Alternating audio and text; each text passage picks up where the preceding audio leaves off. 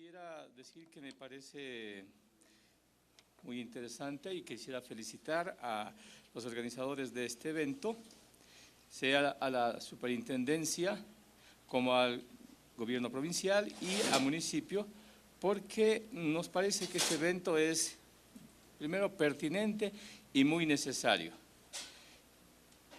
¿Y por qué motivos? Uno, porque la importancia y significado del mismo sector de economía popular y solidaria y de las MIPYMES en la sociedad ecuatoriana es creciente, pero también el avance de las compras públicas en el país es interesante, así como su permanente necesidad de análisis, que es lo que se está haciendo ahora, y retroalimentación para su mejoramiento en cuanto a su concepción y en cuanto a su ejecución desde este contexto de política de competencia.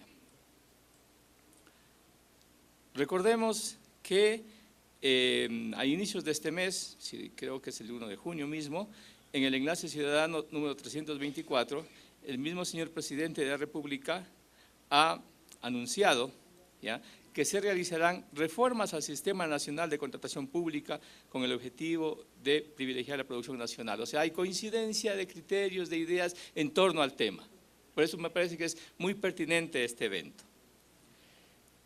En un breve acercamiento a la importancia del sector, es bueno destacar el hecho de que vincula al 37% de la población ecuatoriana, que ya se lo ha dicho en cierto modo, que es un sector generador de los 2/3 del empleo nacional, que también se lo ha dicho hoy y ayer,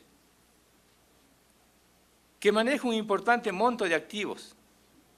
Hacia el 2011 eran más de 6.000 millones de dólares, a estas alturas es más, que tiene presencia capilar en el territorio nacional y una actoría importante en el desarrollo local, con matices en una zona y en otra del país. Por estos y más elementos, quisiera invitarles a que veamos un microdocumental, 6 minutos me parece, casi 7, elaborado por la misma Superintendencia de Economía Popular y Solidaria sobre este sector de la economía popular y solidaria, sus actores en el país, y también muestra unas comparaciones con otros países en el mundo. Si nos pueden pasar, por favor.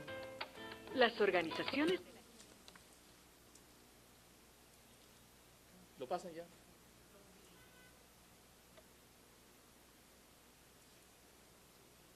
Sujeto y fin. ¿Pueden las organizaciones cumplir estos principios y al mismo tiempo ser economías a gran escala? Sí, en Ecuador existen organizaciones de economía solidaria que aportan significativamente a la economía nacional. Muchas de ellas tienen importantes perspectivas de crecimiento y una gestión que ha permitido cumplir el objetivo social de satisfacer las necesidades de sus miembros e impulsar el desarrollo comunitario. A nivel internacional, la ONU estima que el sustento diario de más de 3.000 millones de personas es provisto por organizaciones de economía solidaria. Estas generan más de 100 millones de empleos directos en todo el mundo y agrupan a por lo menos 800 millones de socios. La cooperativa Mondragón en España es un claro ejemplo de economía solidaria a gran escala. Actualmente cuenta con más de 83.000 trabajadores, de los cuales el 85% son socios y el 43% son mujeres. Recibe ingresos de 15.000 millones de euros anuales y realiza inversiones sociales y productivas por 210 millones de euros. En Canadá, 1 de cada 3 personas es miembro de una cooperativa. En Colombia, la Cooperativa de Salud es la segunda empresa con mayor generación de empleo. En Bolivia, la Cooperativa de Ahorro y Crédito Jesús Nazareno gestiona alrededor de la 1/4 parte de los ahorros del país. En Kenia, las cooperativas tienen una participación del 45% del PIB. A nivel nacional, el sector económico popular y solidario vincula por lo menos a 5.300.000 personas, genera el 65% del empleo y cuenta con activos que sumaron cerca de 6.000 millones de dólares en el 2011. Nuestra filosofía de trabajo, por eso llamamos economía social y solidaria. Por supuesto, necesitamos los recursos, pero no para ser explotados en perjuicio de otros, sino el beneficio para todos. Trabajo sobre capital. El sector cooperativista en Ecuador agrupa a 3.827 organizaciones. Cuenta con 4,5 millones de socios aproximadamente.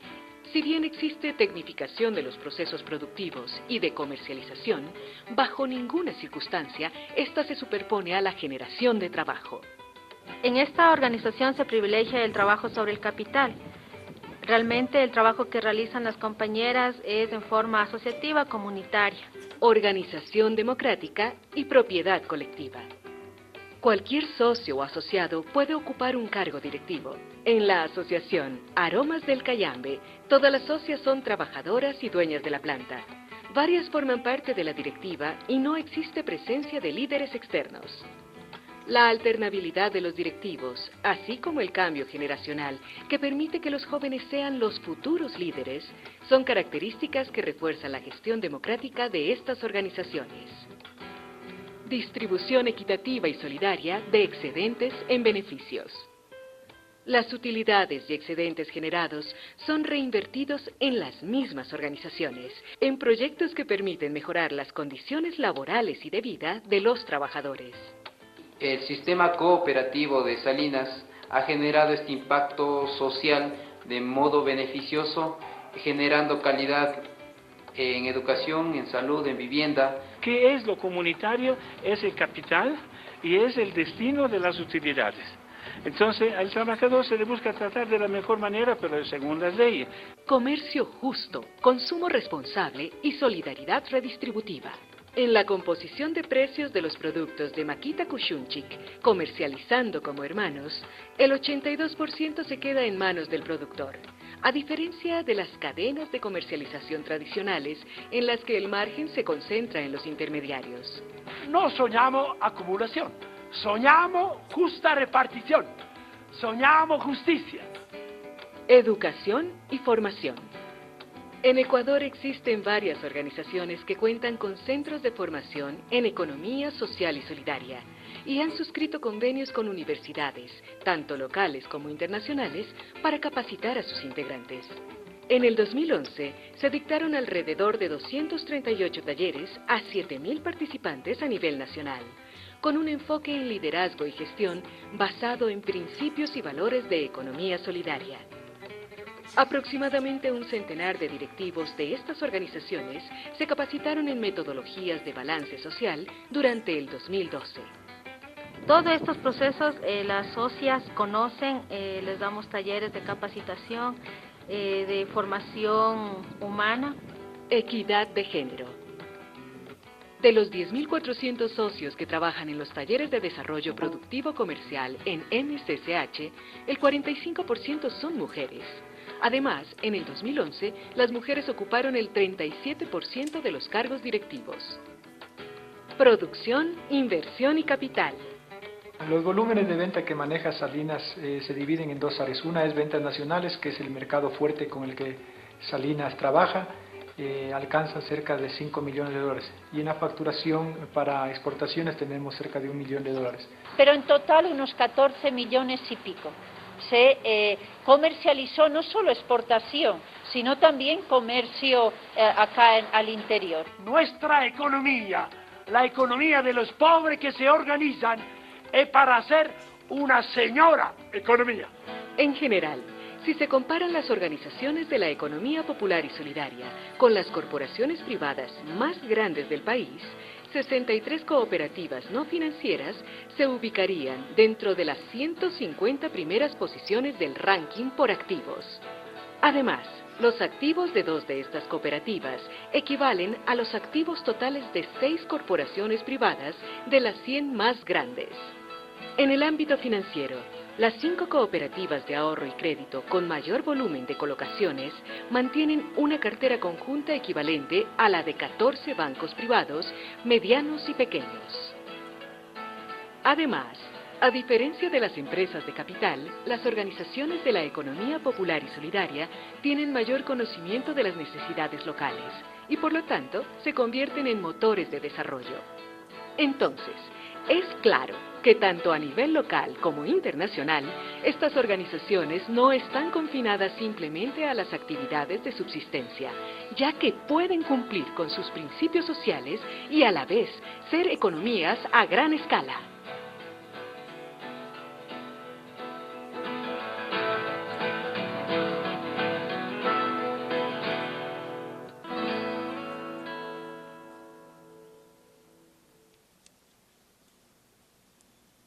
Bien, me parece que el documental muestra una dimensión básicamente de dos experiencias, lo que es de MSCH y lo que es del Grupo Salinas, pero creo que hay más en el país y creo que además de lo que dice este microdocumental, sí es necesario que en la concepción y aplicación de las políticas se considere la realidad bastante diversa y la extrema heterogeneidad de las unidades productivas y de los servicios de este sector, que abarcan un abanico desde unidades de subsistencia hasta unidades insertas en la modernidad y abastecedoras de grandes empresas dedicadas a los mercados internos y externos. Junto con esta heterogeneidad, es importante identificar sus potencialidades en cada uno de estos subsectores, sus alcances y sus límites para afinar los objetivos, las metodologías y los instrumentos para la acción. Difícilmente se puede hacer algo muy homogenizado con este sector tan diverso como lo seguimos viendo en cada vez con mayor realidad. Yo creo, por otro lado, que es importante que reconozcamos que en Ecuador hemos dado pasos muy significativos en la normativa, empezando por la Constitución y las leyes, reglamentos pertinentes, para apoyar y para fortalecer el sector de la economía popular y solidaria y de las MIPYMES desde las compras públicas, pero también se ha armado una estructura institucional encargada de su aplicación y además se han asignado más recursos económicos para este fin, que no serán todavía suficientes, pero se han asignado más que lo que se tenía años atrás. Y claro, desde ayer ya se han ido citando varios textos de la normativa, pero creo que esto es bien importante, que los ciudadanos y ciudadanas conozcamos la normativa, conozcamos las leyes para saber cuáles son nuestros derechos y nuestras obligaciones. Y esa es parte de las necesidades también que tenemos ahora. Y ojo que el tema de leyes no es tema solamente de especialistas, es tema de la ciudadanía en general, que las conozcamos. Veamos, por ejemplo, los 3 artículos de la Constitución que son bien interesantes, relativos a compras públicas. Ojo, es el tema que nos interesa ahora, ¿no? Ya. El artículo 288 de la Constitución, ¿qué dice? Las compras públicas, en las compras públicas se priorizarán, ojo, los productos y servicios nacionales, en particular los provenientes de la economía popular y solidaria y de las micro, medianas, pequeñas y medianas unidades productivas. Miren qué importante que es. Se priorizará, es un mandato constitucional. ¿Ya? El artículo 281 de la misma Constitución, cuando toca el tema de la soberanía alimentaria, qué importante que es, ¿no? Primero lo pone como un objetivo estratégico y además como una obligación del Estado. Y para ello, dice, será responsabilidad del Estado, y pone un listado de cosas, y en el numeral 14 dice, ojo, adquirir alimentos y materias primas para programas sociales y alimenticios, que son varios ahora en el país, ¿no es cierto? ¿Ya? Prioritariamente a redes asociativas de pequeños productores y productoras. Eso dice el numeral 14. ¿Qué les parece? Bien interesante, es mandato constitucional. Después, el artículo 311 de la misma Constitución, cuando habla de las iniciativas de servicios del sector financiero popular y solidario y de las micro, medianas, pequeñas y medianas unidades productivas, dice, atención, que recibirán un tratamiento diferenciado y preferencial del Estado en la medida en que impulsen el desarrollo de la economía popular y solidaria. ¿Qué tal estos elementos? No todos conocíamos bien cómo está, ¿no es cierto? Está en la Constitución desde el 8, ¿no es cierto? ¿Ya? Pero ahí están. Entonces, nuestro deber como ciudadanos es conocerlo y nuestro derecho es también ver cómo esto se puede poner en práctica a través de las distintas leyes que están ya y las instituciones obligadas para su ejecución. Pero veamos qué dice el Código de la Producción, que también es otro cuerpo legal bien interesante, cuando habla otra vez de compras públicas.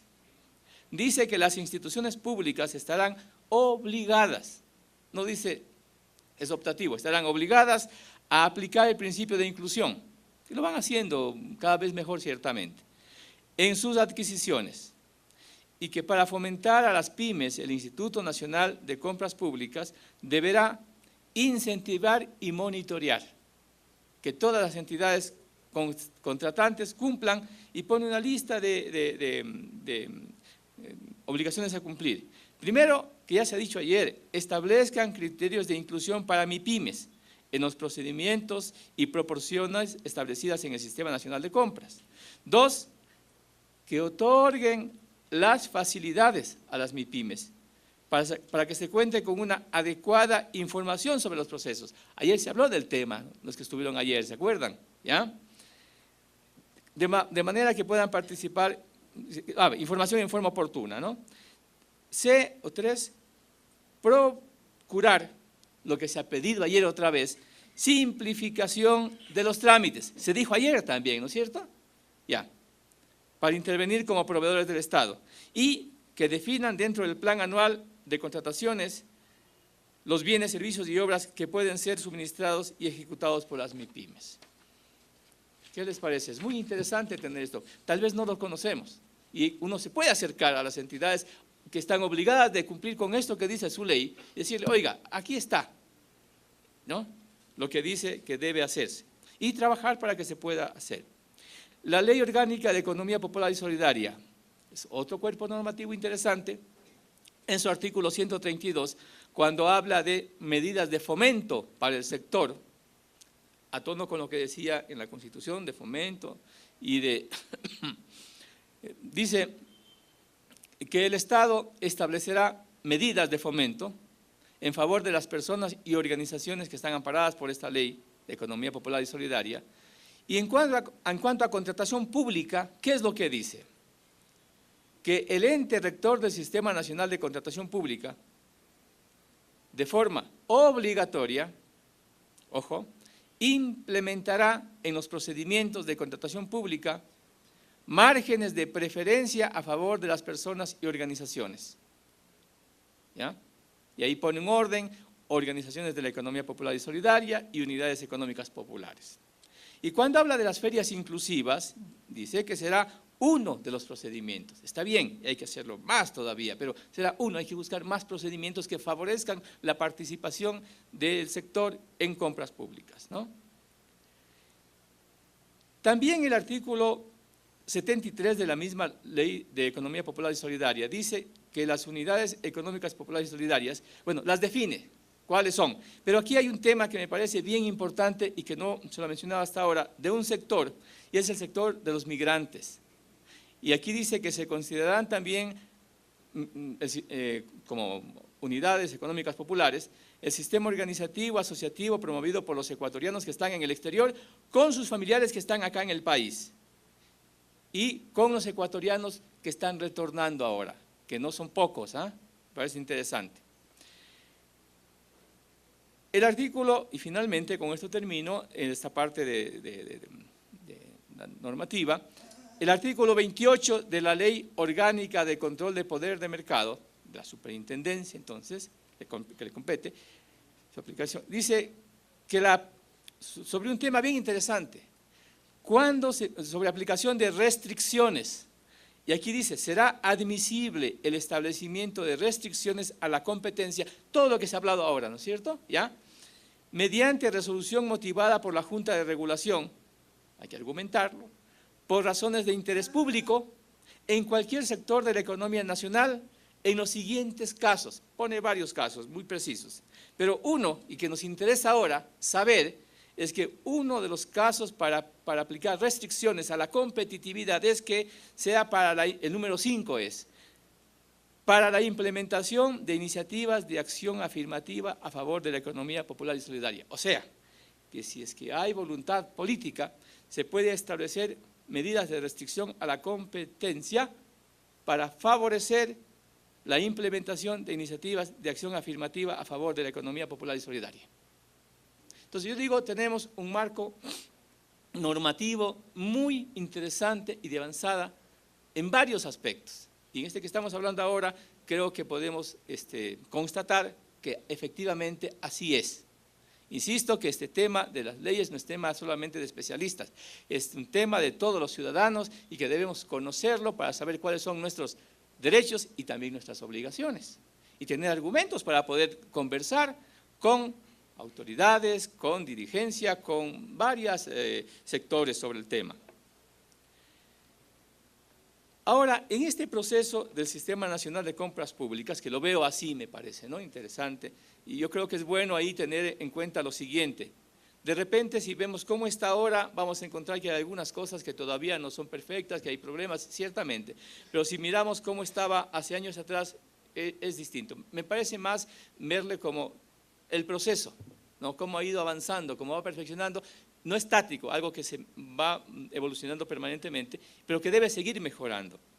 Y entonces, creo que hay un momento clave en este proceso del Sistema Nacional de Contratación Pública, creo que es el 2010, en donde la Semplades hizo un diagnóstico sobre el sistema de contratación pública, mediante el cual identificó varios problemas, pero 4 básicos. Uno, eran irregularidades y corrupción en los procesos de contratación pública. 2, ineficiencia de las entidades públicas en los procesos de contratación. 3, registro de proveedores anárquico y de manejo discrecional. 4, restricción a la participación de empresas nacionales oferentes de bienes y servicios en los procesos de compras públicas. Y es entonces a partir de ese momento, de este diagnóstico, que se plantea una política nacional, se plantean proyectos y acciones para convertir a la compra pública en un factor dinamizador de la producción nacional, que promueva la participación de las pymes y garantice la transparencia y la veeduría ciudadana. Por eso al siguiente año, en el 2011, empiezan las ferias inclusivas. ¿Ya ven? Se constatan avances, ya han sido citados varios de ellos, ¿no?, en este evento. Sin embargo, habría que citar algunos que me parecen importantes. Yo creo que se han dado datos sobre el importante número de micro, pequeñas y medianas empresas prestadoras de bienes y servicios que cuentan con el registro único de proveedores y que participan en las convocatorias. Otro tema es el apoyo de un caso que me parece interesante, a la constitución de consorcios de exportación conformados por pequeños productores y artesanos en metalmecánica, en bordados, los de Zuleta, en sombreros de Montecristi, en muebles de madera, de calzado, el área textil y productores de café, entre otros. Esta constitución de consorcios tiene un mérito adicional, y es que aborda uno de los temas que es siempre difícil. Ha sido la ocasión de acción articulada y coordinada entre varias instancias públicas, que no siempre es fácil. Este es un ejemplo interesante. Ha estado el MIPRO, ha estado el Instituto de Promoción de Exportaciones e Inversiones, que antes estaba en Relaciones Exteriores, ¿no?, ahora es nuevo ministerio. ¿Quién más ha estado? El IEPI, ¿no?, de propiedad intelectual, pero también contó con apoyo de la Organización de las Naciones Unidas para el Desarrollo Industrial, la ONUDI. Ese es un ejemplo donde se puede ver que sí es posible articular, coordinar entre entidades públicas, que es un tema necesario. Pero otro ejemplo de coordinación ya a nivel más de territorio es el de la Mancomunidad de Juntas Parroquiales de Pedro Moncayo, Pichincha, que en su acción con el MIES, habilitada mediante el sistema de compras públicas, ha logrado coordinar y controlar que el abastecimiento de productos alimenticios para los niños y adultos mayores, tienen programas allí, sean de producción local. Esto además lo inserta dentro de su política y enfoque parroquial del buen vivir. Me parece interesante esta experiencia. Y los destaco estos dos hechos por cuanto sí nos muestran que a diferentes niveles es posible superar la realización de muchas acciones aisladas, desarticuladas y con bajo nivel de coordinación y continuidad. Y creo que en el país habrán más ejemplos de este tipo que deberían identificarse, sistematizarse y darse a conocer. A partir de las experiencias que han vivido varias personas y organizaciones del sector y que han participado y participan en el Sistema Nacional de Compras Públicas, se resaltan algunos temas que deberían ser tomados como desafíos a superar. Por un lado, se reconoce que la normativa ecuatoriana sobre compras públicas contempla facilidades que hemos visto, ¿cierto?, para el sector, pero que todavía una proporción todavía importante de estas facilidades sigue en el papel, me han dicho, en el papel, ¿ya? La normativa no está suficientemente conocida y digerida por una buena parte de los actores del sector. Ese es otro tema también, dice, es que no conocemos suficientemente, ¿ya? Y a veces leemos, pero hay cosas que necesitamos también que se nos explique un poco más. Por eso el tema de capacitación es bien importante también. Una urgencia es la necesidad de fortalecer la coordinación interinstitucional entre entidades del Estado. Ayer nos han dicho, nuestro rol es este y el rol de la otra entidad es este otro. Hay que ver quién toma la iniciativa para hacer cierta cosa. No, es ya distinta la actitud que hay que tener. Se constata un alto, ojo, ese es otro tema importante, que ayer también se lo destacó, y es que hay un altísimo nivel de analfabetismo informático en la población ecuatoriana. Es la realidad, ¿no es cierto? ¿Ya? Y entonces, hay también, además de esto, la inexistencia de cobertura de Internet en muchas zonas rurales. Estoy pensando ahora, hace meses estuve en una comunidad en Bolívar, en Chazo Juan. Había que moverse 11 kilómetros para tener señal y poder contestar al teléfono o llamar desde el teléfono celular. ¿Cuándo les llega noticia ahí? Y ese es un caso, pero ¿cuántos otros más en el país tenemos así? Se va avanzando en la cobertura, pero todavía no se cubre todo el territorio nacional. ¿Y esto entonces qué hace? Genera distorsiones en la participación campesina y ha dado lugar, ojo, a que a veces algún técnico asesor, Pilas, Vivo, así, o intermediarios bien informados, sean los que participan de las compras públicas. ¿Y qué hacen? Piden a los productores, les abastezcan para ellos ofrecer los productos. Aquí ha habido casos en Tungurahua mismo, ¿ah? Ya, un par de casos así que hemos conocido. Y entonces, claro, nos hace ver esto, que la información y la tecnología dan poder. Necesitamos democratizar mucho más la información y la tecnología, ¿ya? Las garantías económicas, que también se habló ayer, ¿no es cierto?, constituyen un obstáculo para participar. Y esto me lo han resaltado con mucha firmeza personas migrantes retornadas que se sienten poco espacio para participar y además sabiendo que han hecho experiencia de trabajo en el exterior, con nuevas tecnologías, con nuevos conocimientos y tienen mucho interés en poder contribuir también ahora en el país para aplicar lo que han aprendido en el exterior. Otro tema que me han hecho notar es esta necesidad de incorporar, y se ha dicho ayer, personal capacitado en las entidades públicas que manejen este tema. Y me han destacado también personal probado en todo sentido, que se resista a las tentaciones o que no entre en irregularidades. Ahora, otros detalles así que pueden ser muy puntuales, pero que hacen pensar en alguna manipulación. Dice, me resulta extraño que las convocatorias salgan justo en horas curiosas, 5 de la mañana. ¿Ya? Dice, a ver, ¿por qué? ¿Ah? ¿Cómo es eso? Bueno, hay ejemplos que nos han dado, ¿no?, concretos. Por otro lado, el hecho de que el menor precio gane, sí atenta contra la calidad. Es lo que está pasando en varios de los casos y genera incumplimientos. Y por otro lado, el tema de los cortos plazos limitan la participación de los pequeños productores. Para los productores no siempre es posible tener, pensemos en el área artesanal, pero en el área agropecuaria, los volúmenes disponibles suficientemente.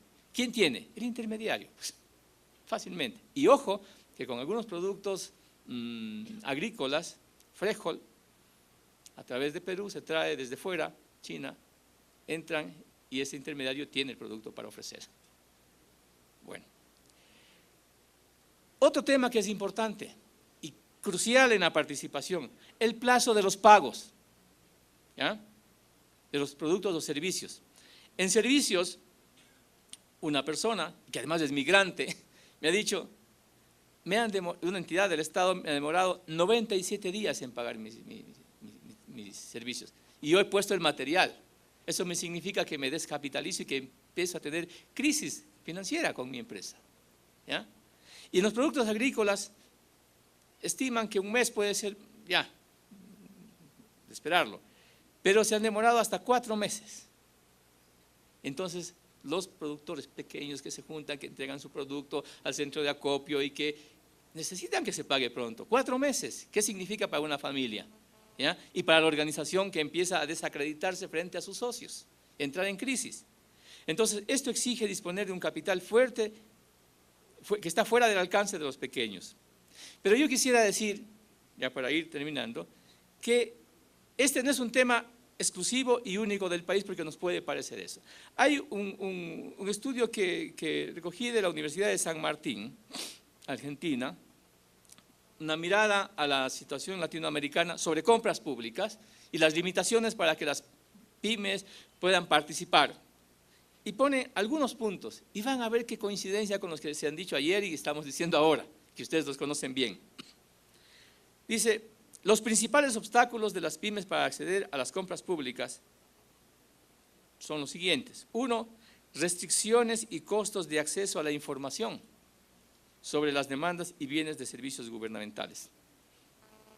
2, insuficiente capacidad individual de producción para poder abastecer demandas de cierta envergadura. 3, limitada disponibilidad de recursos para financiar el proceso de producción. 4, atraso en los pagos de compras públicas por contratos ejecutados que afectan negativamente a las pymes con menor solidez financiera. Otro, la exigencia de garantías en contrataciones superiores a determinados montos que obstaculiza la participación de pymes que no disponen de tales instrumentos. Y la informabilidad, la exigencia de documentos, demoras y costos involucrados en la creación de una pyme suelen ser elevados. Lo que se decía también ayer, ¿qué tiempo me demora constituir una empresa y qué tiempo me demora constituir una organización? Ya. Además, y un tema importante, resaltan que en el proceso de compras públicas sí involucra un conjunto de aspectos financieros y algunos de ellos constituyen los obstáculos más importantes para la participación de las pymes en este mercado. Uno podría entender entonces que varios de esos obstáculos que se han presentado aquí y que vemos que no son exclusivos de Ecuador, que pasan en otros lados, pueden ser bien superados, por un lado, con políticas públicas adecuadas, porque además, como hemos visto, tenemos una armadura institucional, un marco legal que sí favorecería, ¿cierto? ¿Ya? Pero también necesitamos del esfuerzo de los distintos productores, sea para superar lo que ayer se dijo, las dificultades internas, pero también para conocer mejor las leyes, para hacer mejor alianzas y cabildeo ante las autoridades a distintos niveles. Creo entonces que nos queda a todas y todos, entidades del Estado, organizaciones, productores y productoras, una tarea importante por hacer y que pasa por la voluntad de fortalecer las organizaciones, de conocer la normativa y de saber que hay un gran potencial en todo lo que estamos haciendo, levantar la autoestima y hacer propuestas sin temor y sin recelo, porque las posibilidades son grandes. Bueno, eso es todo lo que tenía que comentarles por ahora. Gracias.